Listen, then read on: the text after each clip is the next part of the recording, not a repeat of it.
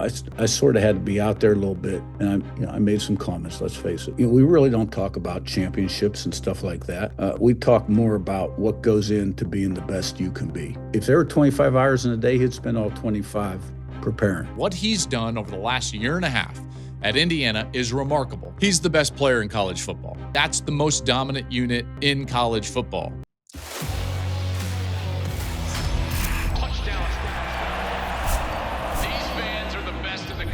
A day like today is why we love college football.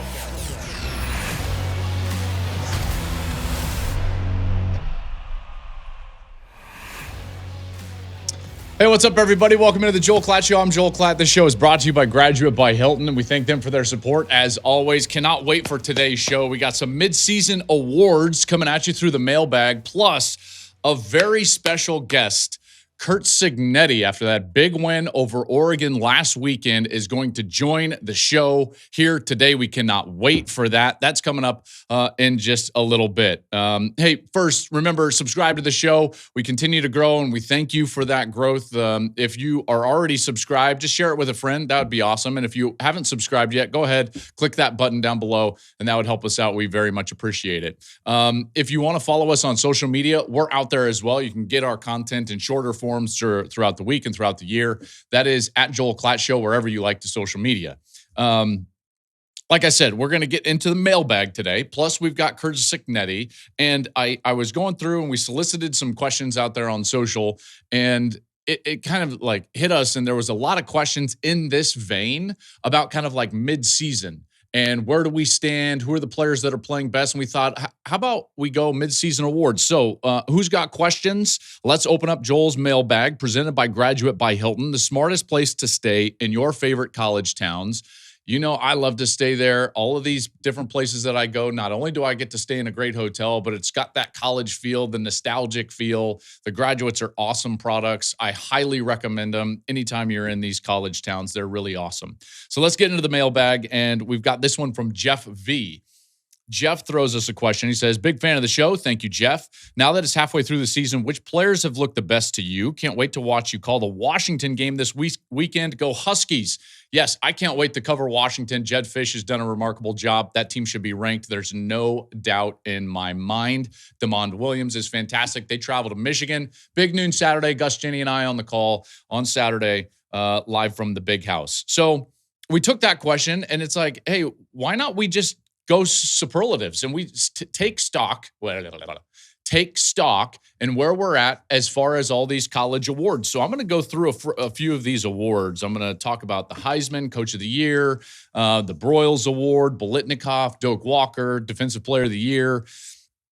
And I'm going to list you 5 candidates that I think have played the best or coached the best in every one of these categories. Then I'm going to fall on like my midseason winner in every one of these categories. So here we go. Midseason awards. Let's start with the Heisman Trophy, because what we thought was going to be a real quarterback-centric race with, you know, Cade Klubnik and Arch Manning and Garrett Nussmeier, all of those guys have fallen off, and there's new quarterbacks that have risen up this board and are right now, I think, in my top 5 for the Heisman Trophy. I start with Ty Simpson. These are, by the way, in no particular order. Then I'll pick my midseason winner.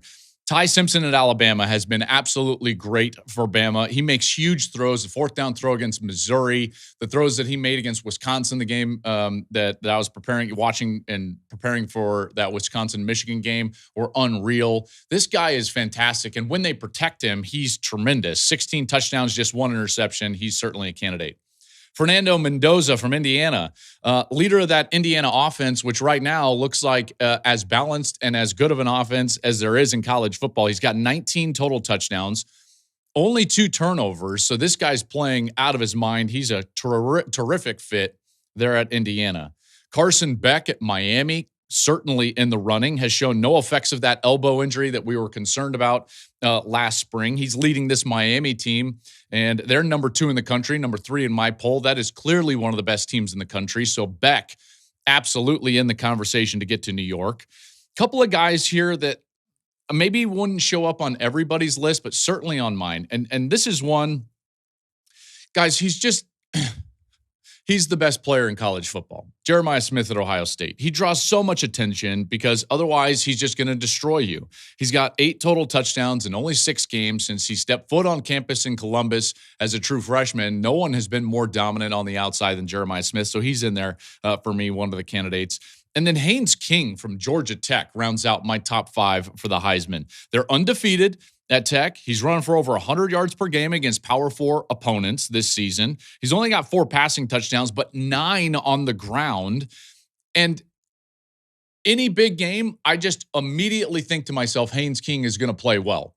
So he's in there for me in my top 5. So there you go. Simpson, Mendoza, Beck, Smith, and King. And my midseason winner for the Heisman Trophy right now, the leader in the clubhouse, if you want to call it the clubhouse, or at the turn. I should say at the turn, right? If that's halfway through, is Fernando Mendoza. He has led Indiana to now a top 5 ranking, and this is Indiana, folks. They're top 3 in the country in touchdowns. He has taken what is a really good offense and what was a very good offense a year ago and taken it to another level. His efficiency and accuracy, he's tremendous. They've got great wide receivers on the outside, Cooper and Elijah Surratt. They can run the football. The offensive line has been good, but he has been really the catalyst. He makes such good throws. He's very accurate. Love when he throws it to the back shoulder. And he has orchestrated what I think is the best win of the season for any college team, what they did last week at Oregon, in particular coming back after the pick 6, and he comes back and puts together their best drive and a great back shoulder throw for the touchdown to take the lead. So there you go. There's my midseason leader for the Heisman Trophy, Fernando Mendoza at Indiana. Let's go to the defensive player of the year. We can call it the Nagurski, if you will. All right, here's my 5, no particular order. Ruben Bain from Miami has been outstanding, an absolute force on that defensive line for Miami and one of the best units in college football. That defense has been terrific. Arvell Reese at Ohio State has been an absolute missile on the field at all times. He's highly impactful on that defense and what has been the best defense in college football. Cassius Howell at Texas A&M, he's tremendous. If you have not seen Texas A&M play defense, they are playing as well as anybody out there. In fact, their ability to get off the field on third down right now is becoming historic. Their last 3 opponents are 2 for their last 33 on third down. A big part of that is Cassius Howell and his ability to rush the passer. He's been unblockable this season. He's got 8 sacks. So Howell's in the top 5. David Bailey at Texas Tech. That's another defense that not many people expect to be great, but their turnaround has been significant. They play really good defense, and it starts up front. He's tied for the FBS lead with 8.5 sacks. He leads the country in quarterback pressures. The transfer in up there up front for Texas Tech, David Bailey, has been terrific. And then similar in the Jeremiah Smith vein, the best defender is Caleb Downs. So he's in my top 5. And Downs is a type of guy I've never heard offensive coordinators as worried about a non-pass rusher in my life in college football covering this sport. Every single coordinator that I talk to that is going to face Ohio State or talks about Ohio State's defense, they talk about the versatility of Caleb Downs and his impact on the game. He's tremendous. He's in the top 5. But my winner at the midseason point, at the turn, is going to be Ruben Bain from Miami. I don't care that he only has a couple of sacks this season. He is wrecking every single game that he plays in. His energy, his ability to stop the run and rush the passer has been incredible. They've got a great win over Notre Dame. They have been dominant in other games. Granted, they got a little tired at the end of that Florida State game and allowed the Seminoles to get back in that game. But man, Ruben Bain has been terrific. So he is going to be my defensive player of the year here at the midway point. Let's go to the Biletnikoff, the wide receivers out around the country. Who do we got? Who's my top 5? Let's start with, no particular order, Mekhi Lemon at USC. He's currently 3rd in the country in receiving. He's got 114 yards per game, and he's been tremendous. And they've been doing this at points without Jacoby Lane on the other side. So he's been the focal point of that offense at times, and he has come through. He's got a great feel for space. He's got great hands. He's tough. He goes over the middle and catches a lot of those passes from Maava. And USC's offense has been maybe the best offense in the country during the course of this season. So Mekhi Lemon is in there. Biletnikoff, top 5, Mario Craver, Texas A&M. So Lemon and then Craver. He's a big threat at every turn. His speed, we saw it against Notre Dame. He went for over 200 yards in that win in South Bend against Notre Dame. And Notre Dame has proven to be a lot better. Everyone's like, well, is Notre Dame very good? Yes, they're still very good. Remember, they went in there and just absolutely pounded Arkansas. It's an Arkansas team that was within 3 of Tennessee on the road. So Craver is in there. Obviously, Jeremiah Smith is going to be in there in any Biletnikoff conversation because he's the best wide receiver in college football. His ability to win and draw attention makes them a better offense, so he's in the top 5. How about Chris Brazzell from Tennessee? He has been tremendous in that deep choice offense for Josh Heupel. They've been great. Joey Aguilar has been terrific at quarterback. Brazzell has 3 games with over 100 yards, including that incredible performance against Georgia. He's got 7 touchdowns on the season, so Brazzell's in the top 5. He's been fantastic. And then Elijah Surratt at Indiana, 7 touchdowns this season. The last 2 games, he's gone over 120 yards against Iowa and Oregon. Those are 2 good defenses now.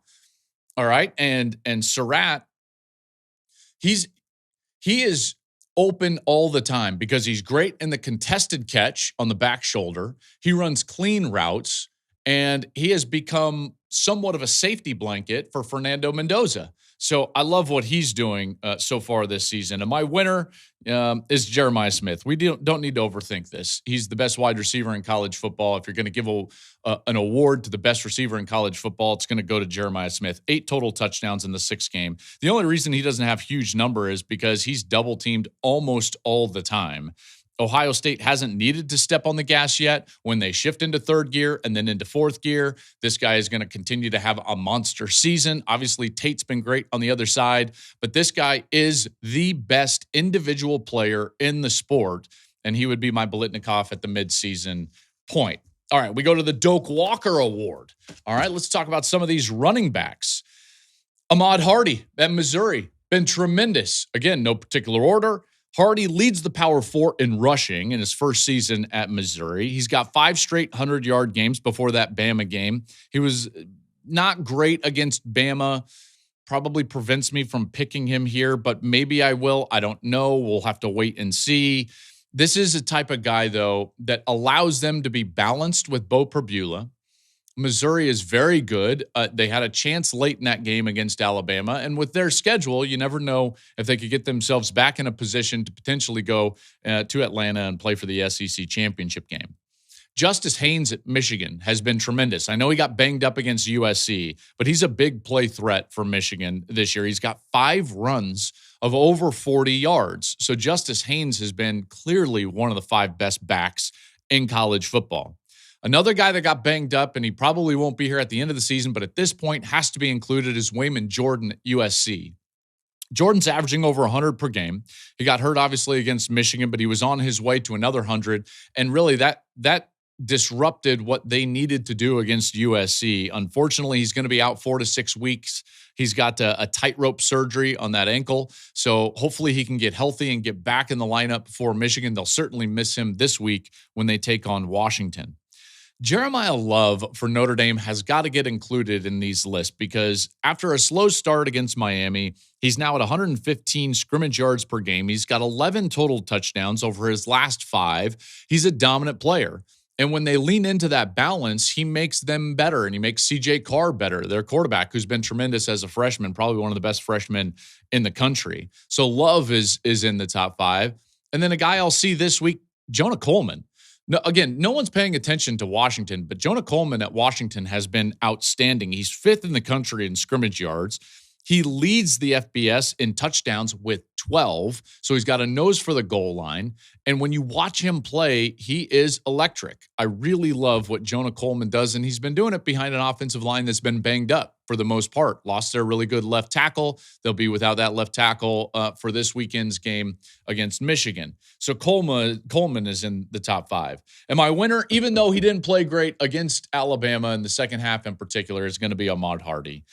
He has not missed a beat, transferring in from Louisiana Monroe into the SEC, nearly 7 yards per carry this season for 130 yards per game. So he's just been the most productive guy in the country, and that's why I'm going to go with Ahmad Hardy. I probably would have gone with Justice Haynes or Wayman Jordan, except for the injuries that they suffered last weekend in a game against each other. But I'm going to go with Ahmad Hardy here from Missouri. I think he's been absolutely tremendous. All right, let's go to some coaching awards now. Let's go to the Broyles Award. Broyles Award goes to the top assistant in college football. A lot of good candidates for this one, by the way. Some really great performances from coordinators around the country. Let me start with Blake Baker, the defensive coordinator at LSU. He has led what has now become a top 5 defense, and last year they were 59th. 59th. So this drastic turnaround for LSU, that was a big question coming into this year, was how Blake Baker was going to be able to handle or fix this defense. And he's done a marvelous job. They've been tremendous on the defensive side. I think the shocking part for a lot of us is how they've struggled offensively with Garrett Nussmeier, and what we thought was going to be a high-powered offense has never materialized. So they've had to lean on the defense, and Blake Baker has shown up. He's done a marvelous job for them on the defensive side. How about Bryant Haynes, the defensive coordinator at Indiana? They shut down Oregon's offense last week. They shut down Illinois' offense, which scored 16 against Ohio State. They only scored 10 against Indiana. Haynes does such a unique job of attacking the specific weaknesses of the opposing offense. It's really wonderful film to watch, and they do it in a unique nature. They let their linemen play, then the linebackers fit off of that, which is not the norm in college football. I know that's some technical stuff, but it's unique.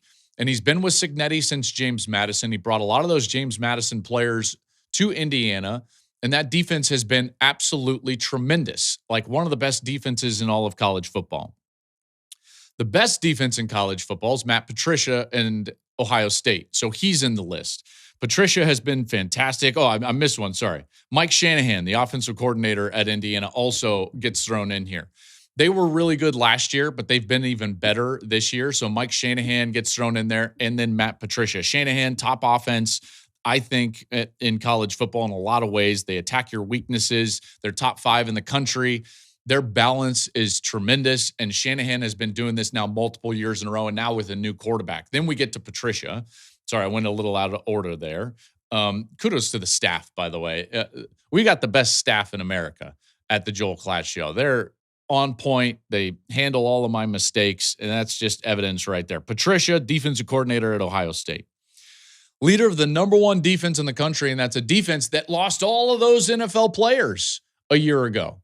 There was big questions about what this defense was going to look like. They lost Jim Knowles to Penn State, and, I like Jim, but this seems like an upgrade, and he has orchestrated right now what has been the best defense and the most intricate defense from a scheme system. They run an NFL style of defense, and he's taught those guys so well. They're really fast, hybrid players. They're also very smart, and that combination has been tremendous. Last guy in here, Sheil Wood, the defensive coordinator at Texas Tech. He took over a defense that last year was 122nd in scoring. 122nd. Guess where they sit right now? 6th.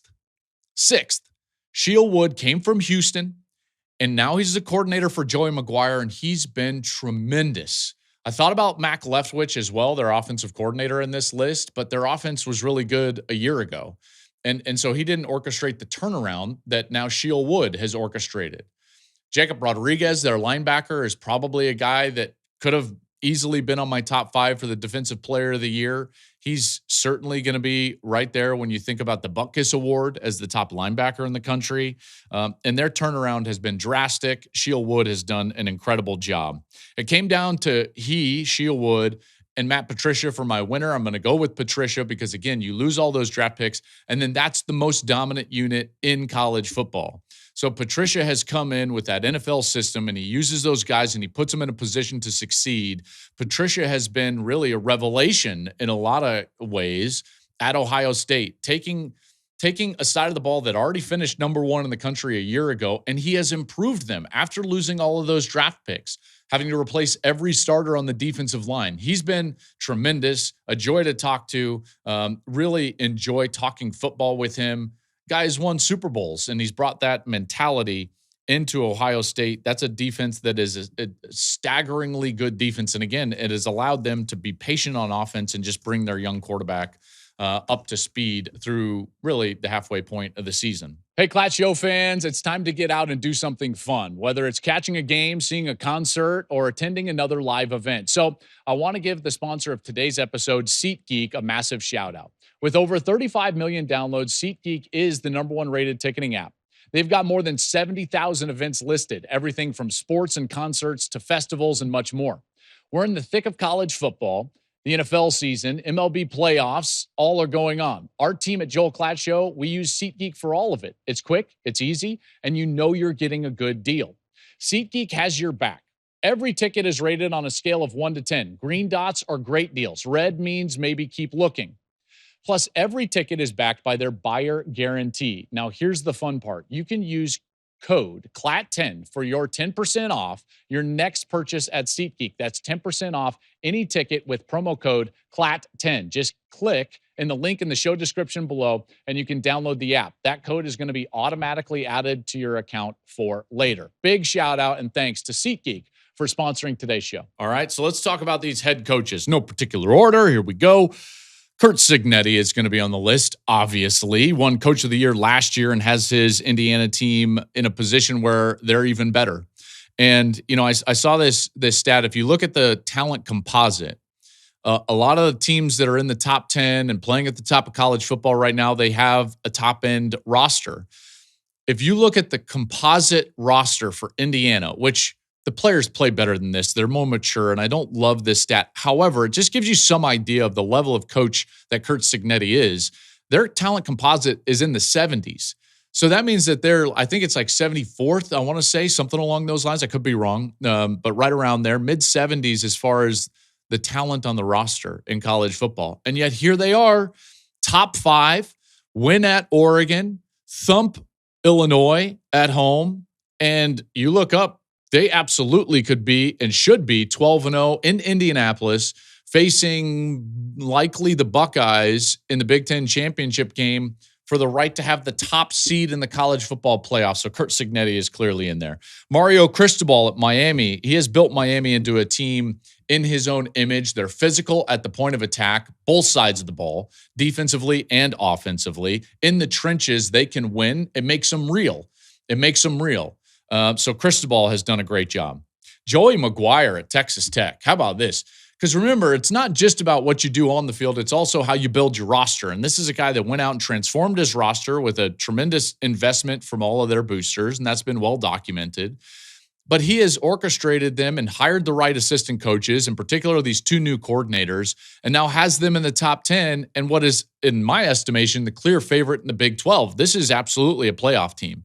They're very good, and they're battling some injuries right now, defensive line injuries, quarterback injuries, and yet they keep trucking. Really thumped Kansas, even with their backup quarterback in there for the bulk of the game. Mike Elko at Texas A&M, he's been tremendous. Just his second year in College Station, he's got the Aggies in the top 10, and in a lot of ways right now in the driver's seat in the SEC.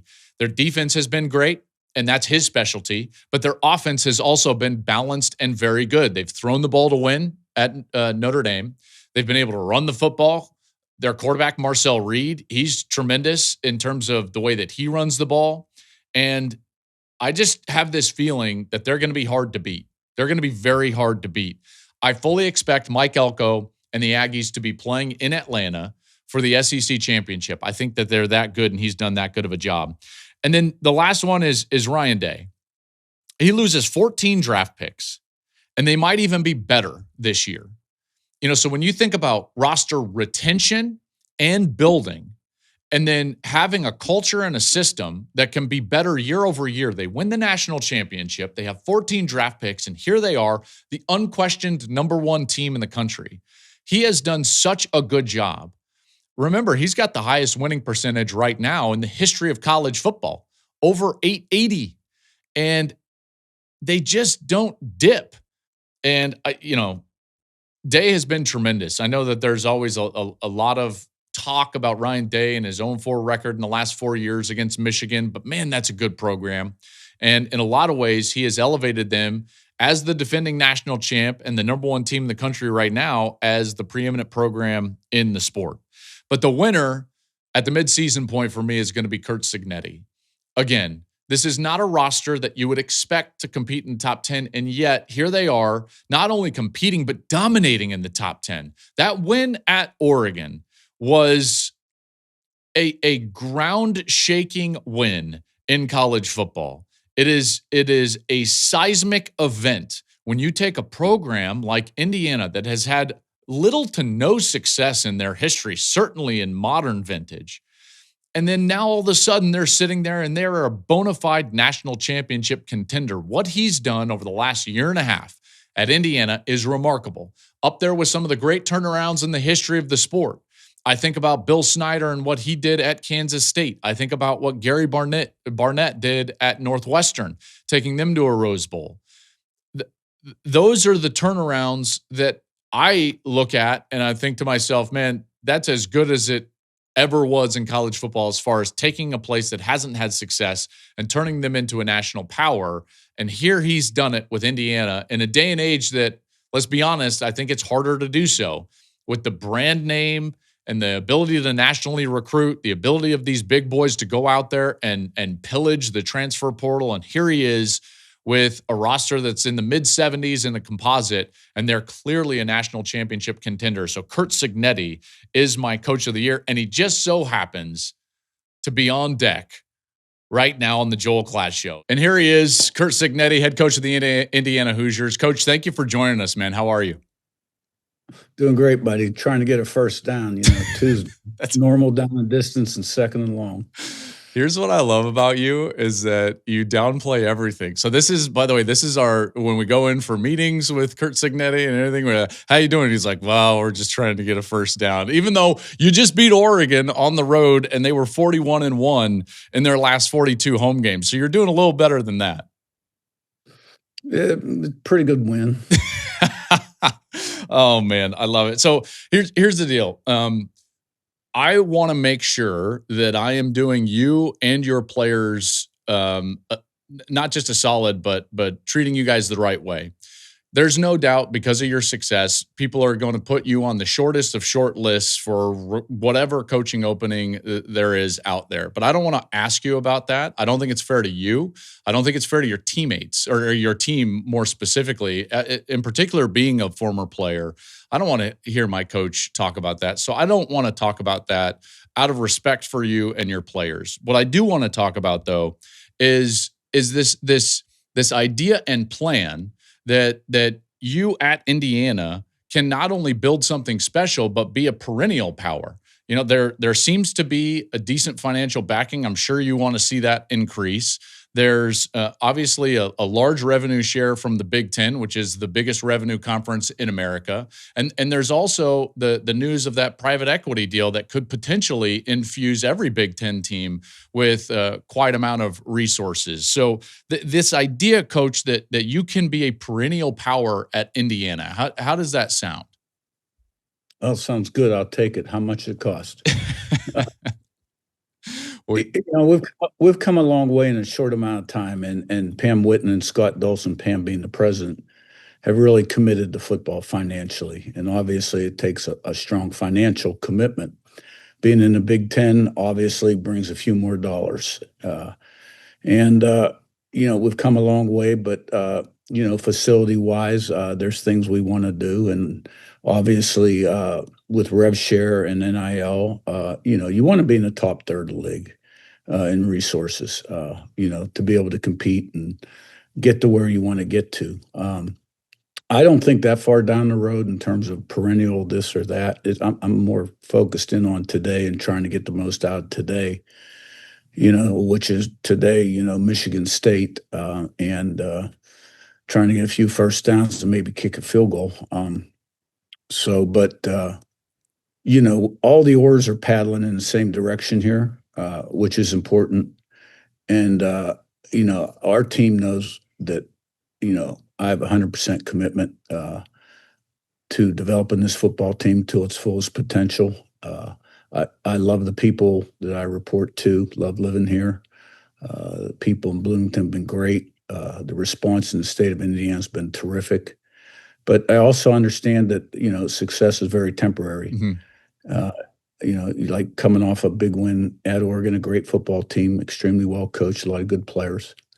And it was a great program win. That now it's time to rip off the rearview mirror, so to speak, and the whole key is going to be our response, because next week's big news will be all based on what we do today. And this team's met every challenge up to this point because how we prepare and our ability to focus, eliminate the noise and the clutter, control the controllables. We have high standards, and you got to stack meetings and days and put yourself in the best position to be successful on Saturday. But then you got to put it on the field, play 1 to 150. And, proud of the way we play first play to last play, really in all three phases, been pretty consistent this year.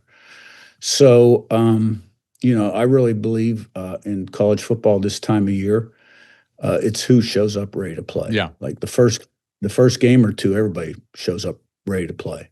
After that, who's got the right mindset, who's prepared, because 95% of the teams in P4, anybody can beat anybody on any given day. And Michigan State's a good football team. They got good players. They got good coaches.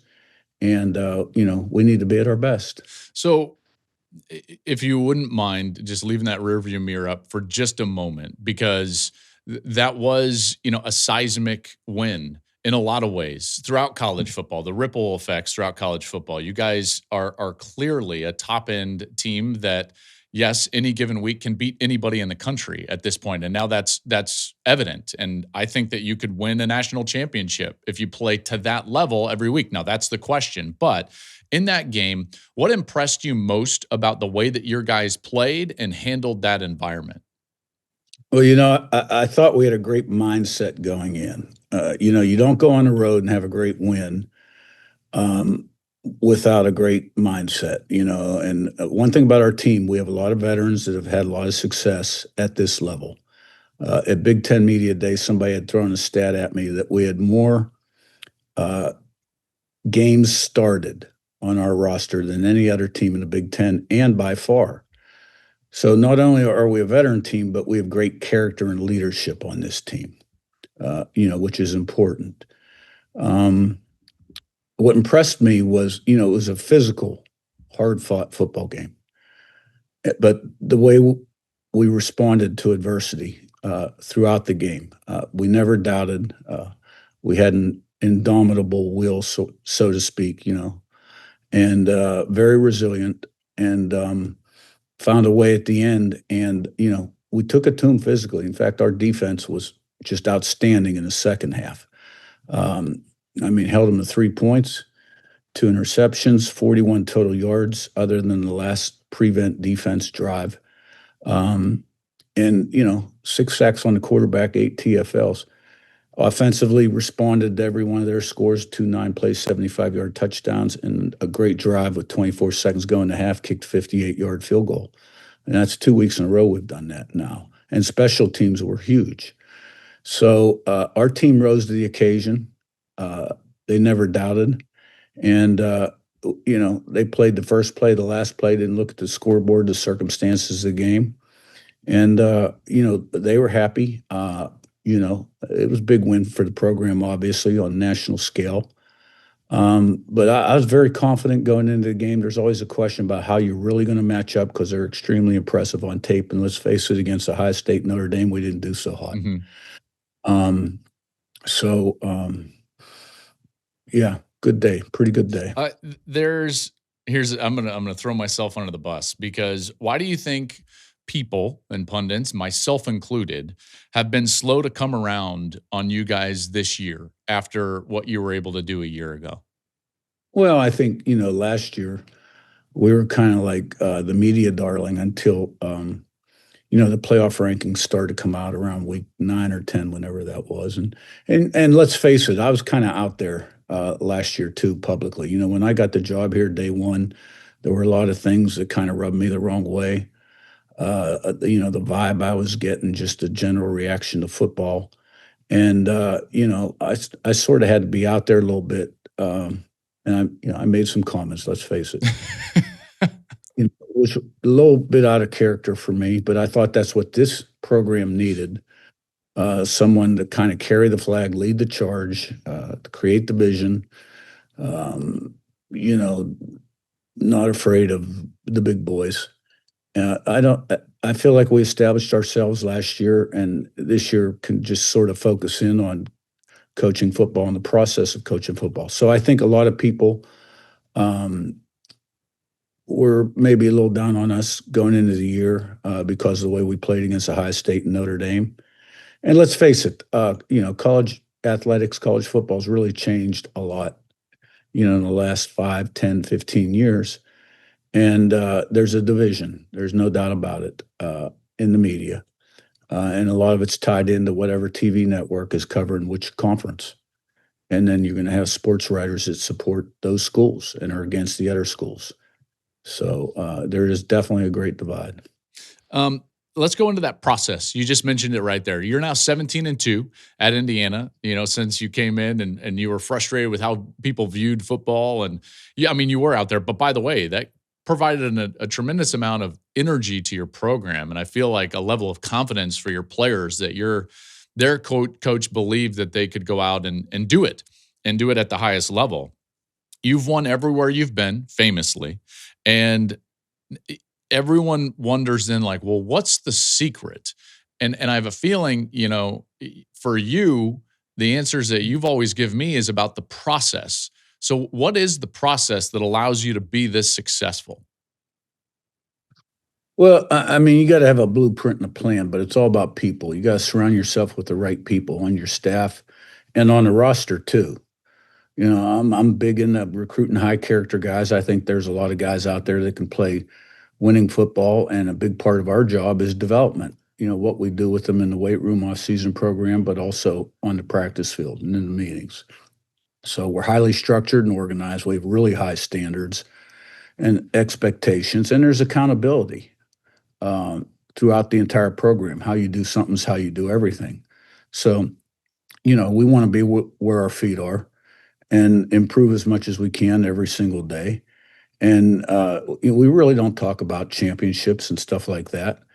We talk more about what goes into being the best you can be. The commitment level, the discipline, the work ethic, the consistency and performance, the attention to detail, positive energy, things of that nature. And, the kids have bought into the program through the years. I've been very fortunate to have great consistency on my coaching staff. Yeah. My offensive coordinator and defensive coordinator, I hired as part-time coaches at the D2 level for about $8,000. And those guys have been with me, 11, 12 years. And Grant Kane, and that would be Bryant Haynes and Mike Shanahan. And Grant Kane, my special teams coordinator, has been with me about 6, 7 years. And, we're in the top 5 in the country lately at the end of the year, in teams. And we've been really, really good this season. But a number of other people in the organization have been with me a long time. So they know how we do things. They know how I am, the expectation level. I try to keep those guys fresh. I mean, when we're in here, we're efficient, we're organized, we're working, we don't waste time. And when we're done, I tell them, go home. And I'm the same way with the team in meetings and on a practice field. I mean, we're a really short practice operation. I mean, we'll have about a 35-minute walkthrough on Mondays, and on Fridays, we'll have about a 25-minute walkthrough. And Tuesday through Thursday, I mean, we're on that field about hour 35, hour 40 minutes and off, because I just believe in keeping people fresh and healthy. And the better people feel physically, the better they're going to be mentally too. So I don't know, there's a lot that goes into it, but it's done with people. And, we have great people. So I earlier in this show, before I welcomed you on, I was going through kind of midseason awards and guys that have played the best, coached the best. And Mike and Bryant were two guys that I had on my list for the Broyles Award. I think that they've done that good of a job for you. Another guy that I think has been tremendous and is going to start to garner a lot of attention for the most prestigious award in college football is your quarterback, Fernando Mendoza. People are starting to come around and mention him for the Heisman Trophy, and rightly so for the way that he's played. What did you see in his game and personality and character that made you believe that he would be the right fit at Indiana this year? Yeah, well, it was a pretty easy decision. And, we had his younger brother, Alberto, in the program. Alberto won a couple state championships and has a lot of great qualities. So the the family was very familiar with how we run the program and the history of success we've had with the quarterback position. Fernando on tape had a lot of physical talent. He's big, he's really smart. He's got a whip, a quick release. He can make all the throws, and he's mobile and he's tall. When we got him, he needed a little bit of work in the pocket. We had to calm him down a little bit, work on his footwork, processing. The progress he has made since he got here is unbelievable in the pocket. But as much as he has improved, he still has that much more he can go because of his physical ability. And one thing about him, he's a great person. Strong values, extremely intelligent, cares about people, very active in the community. If there were 25 hours in a day, he'd spend all 25 preparing. I mean, he wants to be great, and he does everything he can to be great, and teammates love him. Well, I can't wait to cover you guys and get a game. There's a chance that one may be coming up, and we may be coming into town unofficially. So we'll see if that takes place, and I'd be certainly looking forward to do that. My last question, and it's just because I wanted to, I like cookies and brownies. So, which one is it, cookies or brownies? I don't know where that came from. I'm kind of second guessing myself on. I said to my wife last night at home, I said, that was kind of a weird comment. She goes, no, I like that one. I'm a cookie guy. Yeah. Chocolate. Okay, good. There we go. By the way, immediately when you said that, I thought to myself, heck, with a little vanilla ice cream, I'll take both. Absolutely. That's right. Oh, man. Hey, Curt, great job last week. Obviously, the challenge is to continue to move forward and maintain that level of consistency and urgency and precision in the way that you play moving forward. And we all hope that is the case moving forward. I can't tell you how much I appreciate you taking the time to join us today. And good luck this Saturday against Michigan State. Appreciate it, Joel. Have a great one. You got it. There he goes. Curt Cignetti of Indiana. Another big thanks to Curt Cignetti for joining the program. Hope you enjoyed those midseason awards. We'll be back tomorrow with another Joel Klatt Show. Picks and previews for this Saturday. Again, Gus, Ginny, and I are going to be in Michigan as they host Washington in a big game there in the Big Ten. So can't wait for that. Subscribe to the show on YouTube if you would, please. And then follow us on social media at Joel Klatt Show. We'll be back tomorrow with picks and previews.